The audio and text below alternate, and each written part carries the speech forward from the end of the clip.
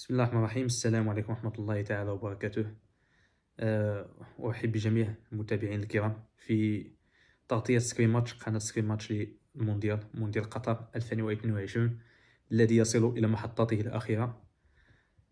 وفي محطته الأخيرة وصل المنتخب الوطني المغربي كما يعرف الجميع إلى الدور نصف النهائي.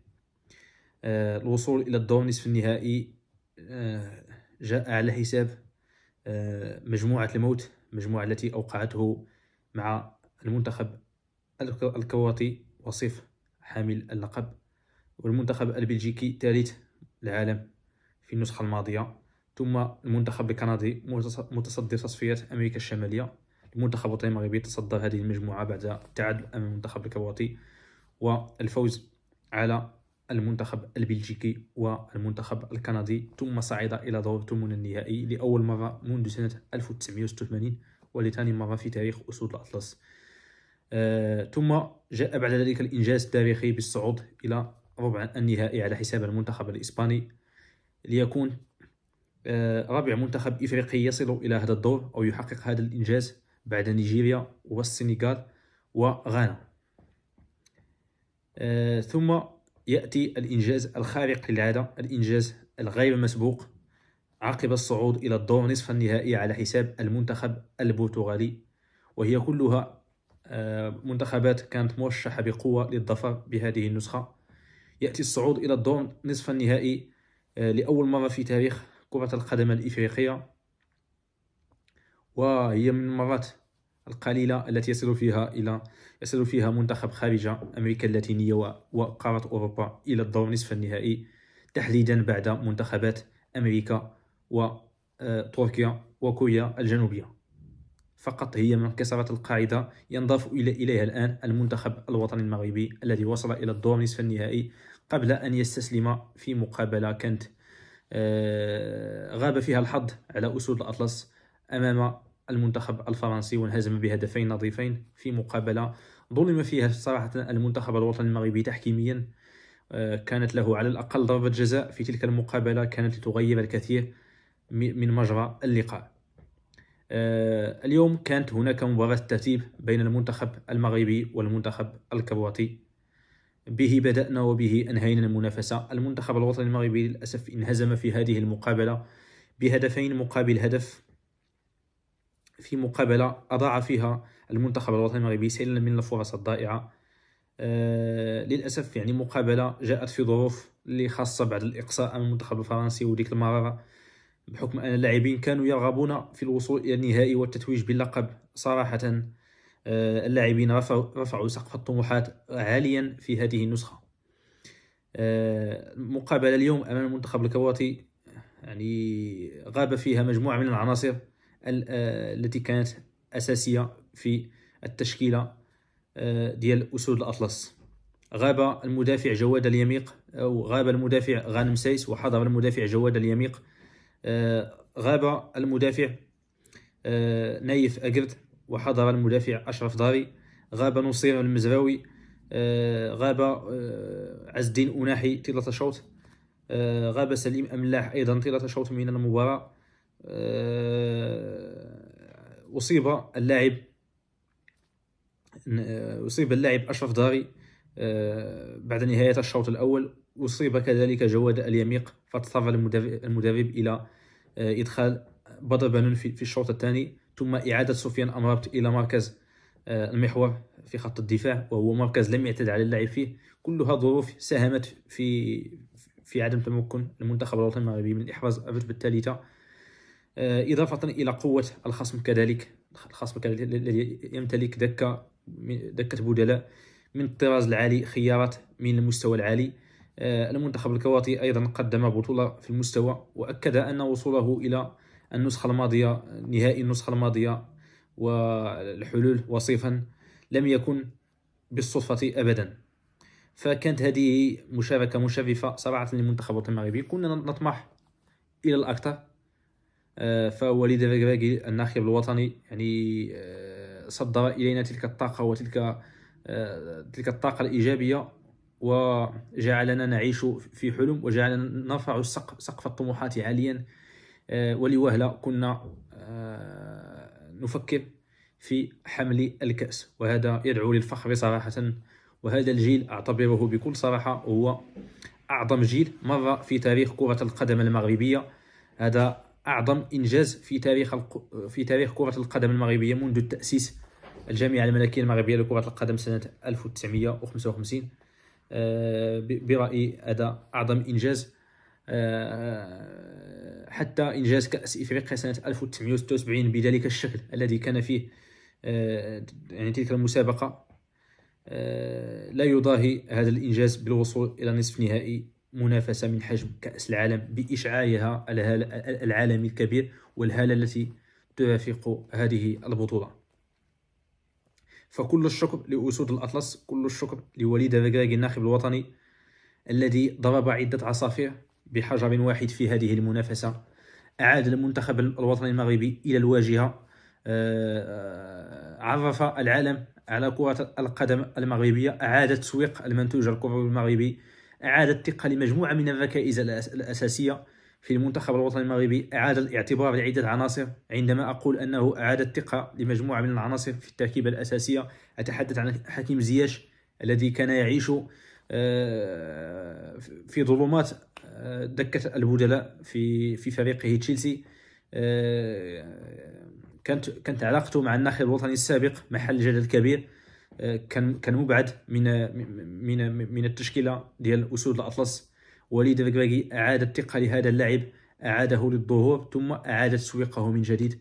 وحكيم زياش ما قبل المونديال ليس حكيم زياش ما بعد المونديال، وسنراه في فريق كبير إن شاء الله، وسيكون قطعة أساسية وسيعود إلى مستواه. صراحة وليد الركراكي أنقذ بشكل كبير مسيرة هذا اللاعب بعدما أعطاه الثقة التي كان يحتاجها. نفس الأمر ينطبق على عدة لاعبين. أتحدث عن الحارس ياسين بونو الذي كان يعيش انطلاقة سيئة مع فريقه إشبيليا.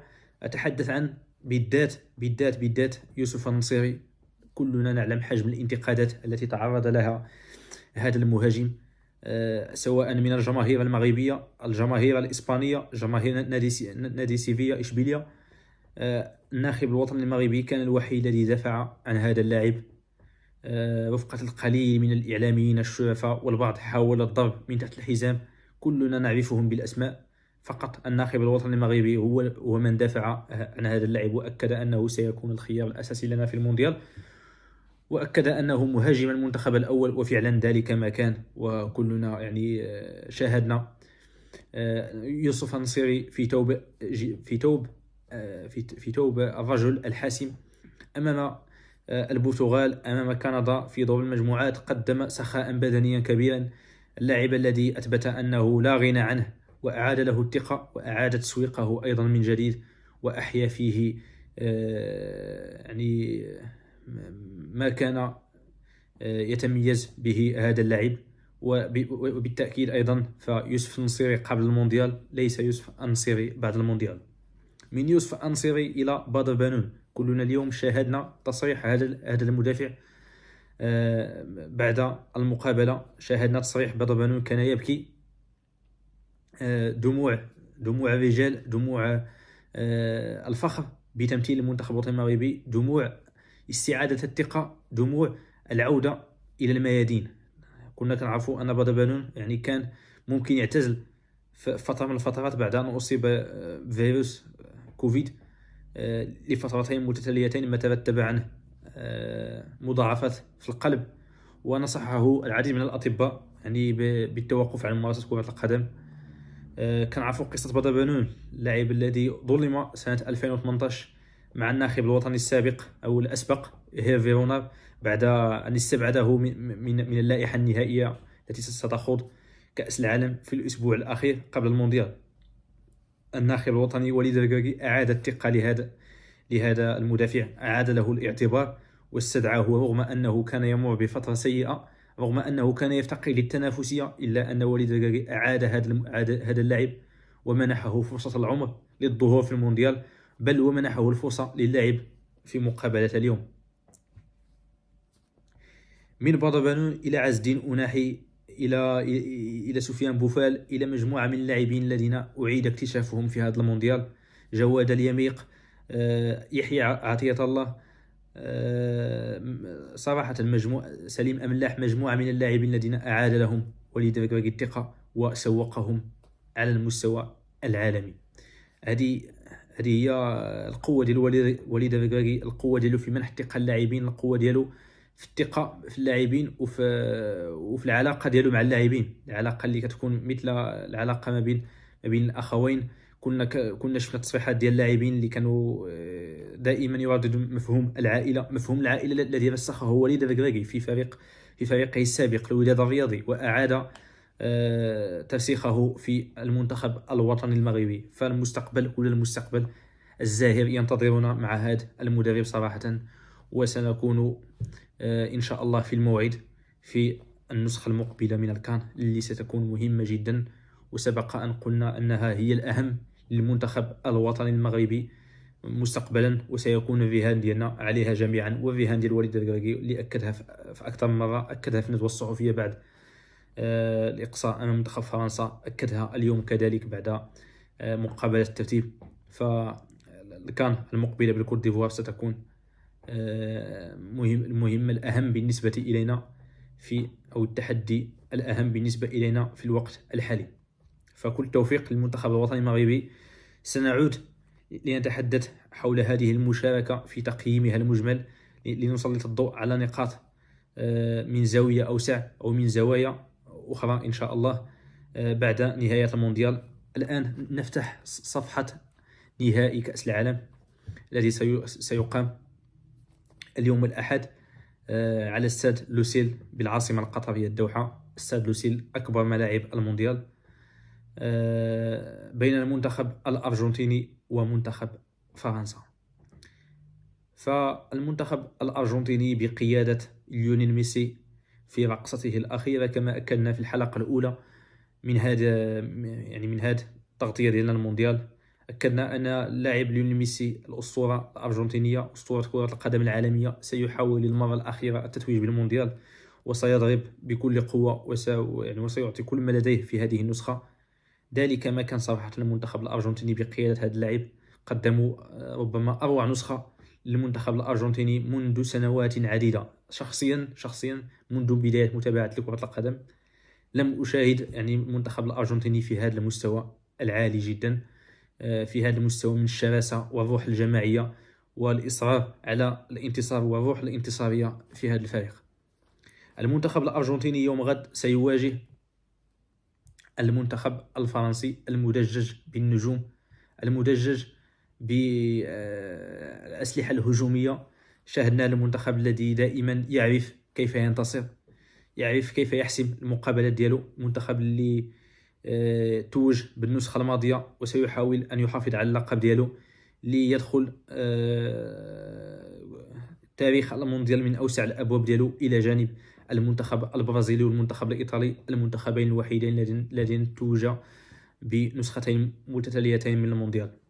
فالمنتخب الأرجنتيني بكامل عناصره بكامل أسلحته سيدخل المقابلة يوم غد، اللي ستجرى على الساعة 4 بالتوقيت المغربي، الساعة 6 بتوقيت مكة المكرمة وبتوقيت الدوحة. سيدخل هذه المقابلة بجميع الأسلحة، بقيادة الحارس إيميليانو مارتينيز، بخط الدفاع كريستيان روميرو وأوتاميندي في المحور، مولينا غالبا اللاعب اللي لعب في مركز الظهير الأيمن في المقابلات الماضية غالبا سيدخل أيضا يوم غد، قدم أداء ممتاز. اللاعب ماركوس أكونيا في الظهير الأيسر غاب على المقابلة الماضية بعد تلقيه بعد جمع ديالو الإنذارات، ولكن سيحضر بنسبة كبيرة في المقابلة ديال يوم غد. في خط الوسط إنزو فرنانديز، ليوناردو باريديس، رودريغو دي باول، الظل ديال ليونيل ميسي، ثم أليستر. وفي خط الهجوم الثنائي ليونيل ميسي وجوليان ألفاريز، الثنائي اللي انسجم بشكل كبير في هذا المونديال، خاصة جوليان ألفاريز اللي أخيرا ليونيل ميسي وجد المهاجم المناسب التحركات ديالو، المهاجم اللي تفاهم مع ليونيل ميسي في هذا المونديال، وشكلوا ثنائية خارقة ضربوا بها جميع دفاعات الخصوم في المقابلات الماضية. بالمقابل المنتخب الفرنسي فمتوقع أنه يحافظ على الرسم التكتيكي ديالو ديال 4-2-3-1 كيف ما عودنا، مع الحارس هوغو لوريس، خط الدفاع وفي ظل غياب اوباميكان المتواصل فابراهيم كوناتي اللي قدم اداء ممتاز في المقابلتين الماضيتين غيواصل الحضور ديالو مع رافائيل فاران، ثم جول كوندي الظهير ديال برشلونة في الظهير الايمن، وهرنانديز في الظهير الايسر، ثم ادريان رابيو وتشاوميني اللاعب ديال ريال مدريد في خط الوسط الدفاعي، ثم الثلاثي الفتاك عثمان ديمبيلي وأنطوان غريزمان وكيليان مبابي، وأمامهم رأس الحربة أوليفي جيرو. فالمنتخب الفرنسي بالقوة الضاربة سيحضر يوم غد، والعين ديالو على التتويج باللقب أمام المنتخب الأرجنتيني بنفس الطموحات بقيادة المدرب لويس أو ليونيل سكالوني. المنتخب الفرنسي بقيادة الثعلب ديدي ديشان سيحاول أن يحسم هذه المقابلة. مقابلة تكون متوازنة صراحة. الترشيحات ما يمكنش نرشحوا أي منتخب، فجميع المنتخبات يعني جميع المنتخبين كليهما يملكان الأسلحة وجميع الأدوات والأساليب أنهم يحسموا المقابلة، وكتظل حقيقة الميدان كما نقول هي الفيصل في مثل هذه الصدامات. فمقابلة اليوم غد كيف ما قلت غتكون الأخيرة ليونيل ميسي اللي غيحاول أنه يدخل التاريخ بختم كرة القدم بالنسبة لهذا اللاعب، التتويج بجميع الألقاب الممكنة مع المنتخب. شفنا هذا اللاعب اللي عانى من نحس كبير مع المنتخب الأرجنتيني في البدايات ديالو، وما أنه توج بكأس العالم للشباب ثم الميدالية الأولمبية في الألعاب الأولمبية، ولكن في المنتخب الأول كان لازمو نحس. خسر 4 نهائيات، 3 في كوبا أمريكا مع كأس عالم 2014 كاملها خسرها في المقابلة النهائية. ولكن كتجي سنة 2021 يعني في ظل أزمة كوفيد، وكيحقق المنتخب الأرجنتيني بقيادة ليونيل ميسي أول ألقاب ديالو القارية مع المنتخب، هو لقب كوبا أمريكا في البرازيل، في أرض الغريم التقليدي للألبيسيليستي أو لراقصي التانغو. ففي سنة 2022 يحاول ليونيل ميسي أنه يختم المسيرة ديالو مع المنتخب الأرجنتيني بلقب كأس العالم اللي غيختم به كتب التاريخ وغيدخل خانة الأساطير. فهو تدخلها رسميا، ولكن يعني غيسطر آخر سطر في هذه الملحمة اللي شاهدناها مع هذا اللاعب منذ الظهور ديالو في سنة 2004 إلى اليوم، أي بعد مرور أكثر من 18 سنة من الإبداع، 18 سنة من المتعة مع هذه الأسطورة الأرجنتينية الذي كان لنا الفخر جميعا أننا تبعناه في ملاعب كرة القدم بكل صراحة. فالمنتخب الفرنسي أيضا بدافع كبير أنه كيف ما قلت يدخل التاريخ، يصبح ثالث منتخب كيتوج بلقب المونديال مرتين متتاليتين بعد المنتخب البرازيلي والمنتخب الإيطالي. كيليان مبابي يريد أن يحذو حذو قدوته بيلي بالتتويج بالمونديال في هذا السن الصغير لمرتين متتاليتين. يريد أن يصبح هداف المونديال أيضا، كنعرفوا أنه يعني متساوي مع ليونيل ميسي في عدد أهداف، 5 أهداف لكليهما. مبابي سيحاول أنه غدا يكسر الشراكة ما بينه وبين ليونيل ميسي من أجل أنه يصبح هداف المونديال ويصبح أسطورة من أساطير هذه البطولة أو هذا المحفل العالمي. المقابلة كيف ما قلت غتجرى يوم غد على الساعة 4 مساء. ننتظر هذه المقابلة اللي غتكون خاتمة ديال هذا المونديال اللي تنظم على الأراضي القطرية، المونديال الأسطوري، المونديال الاستثنائي كما أكدنا منذ البداية. كان استثنائي في كل شيء، كان استثنائي في الحضور الجماهيري، كان استثنائي في الثقافة اللي اكتشفناها عند الجماهير العربية، في المنتخبات اللي اكتشفناها، في الجماهير اللي اكتشفناها في هذا المونديال، خاصة المنتخب المغربي اللي كان اللب أو العسل ديال هذا المونديال، والجميع أشاد به صراحة، وكان ظاهرة هذا المونديال بكل ما تحمل الكلمة من معنى. ثم هذا المونديال كان استثنائي أيضا في مجموعة من الأمور خارج أرضية الملعب. أو داخل أرضية الملعب، لا في التقنيات الجديدة التي طبقت، تقنية خط التسلل الآلي، ثم تقنية خط المرمى، مجموعة من التقنيات التي طبقت في هذا المونديال، ثم التحكيم النسائي الذي كان لأول مرة في تاريخ كأس العالم، إلى يعني منع الخمور في داخل الملاعب ومحيط الملاعب، إلى غير ذلك من الأمور التي كانت يعني مشرفة جدا. الدولة العربية، الدولة الإسلامية، هي دولة قطر الشقيقة. فالمونديال يصل إلى محطته الأخيرة، وفيه يعني الجميع مدعو للاستمتاع بآخر 90 دقيقة أو 120 دقيقة أو أكثر من ذلك في هذا المونديال. آخر مقابلة تبقت، الجميع مطالب أنه يستمتع بهذه المباراة اللي تبقت إن شاء الله، لتدخل يعني ليسجل الستار على المونديال ويدخل إلى كتب التاريخ اللي غنتذكروه جميعا بكل فخر. أي مغربي سيتذكر هذه النسخة بكل فخر، اللي كانت آخر نسخة كتنظم ب 32 فريقا أو ب 32 منتخبا. ختمها المنتخب الوطني المغربي بختام مسك كما نقول. فغدا أو اليوم غنتعرفوا على البطل ديال العالم الجديد. غيكون إما البطل القديم الجديد المنتخب الفرنسي، أو بطل عائد من رماده أو بعث من رماده المنتخب الأرجنتيني، اللي إلى توج بهذا اللقب غيكون خير إهداء للأسطورة الأرجنتينية الراحلة في هذه السنة، دييغو أرماندو مارادونا.